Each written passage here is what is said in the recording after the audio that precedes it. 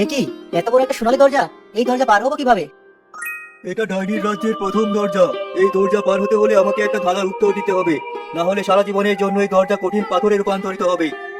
বলো কি সে দাদা, আমি উত্তর দিচ্ছি। আমি সর্ব জিনিস ধারণ করি, কিন্তু আমি নিজে কখনো পূর্ণ হই না। বলো, এই দাদার উত্তর কি হবে? রাজু অনেক চিন্তা ভাবনা করে শেষমেশ উত্তরটা দিতে পেরেছে। পেয়েছি, এটার উত্তর হবে ছায়া। ডাইনির রাজ্যে স্বাগতম তোমাকে। তুই এত দেখছে একটা পোস্টে মানুষ। তোর এত বড় সাহস, তুই আমার সামনে দাঁড়িয়ে আছিস। কিছু জয় করতে হলে সাহসেরই দরকার হয় দত্ত। তোর তো আসলে অনেক সাহস দেখছি। আচ্ছা, তাহলে একটা প্রশ্নের উত্তর দে তো।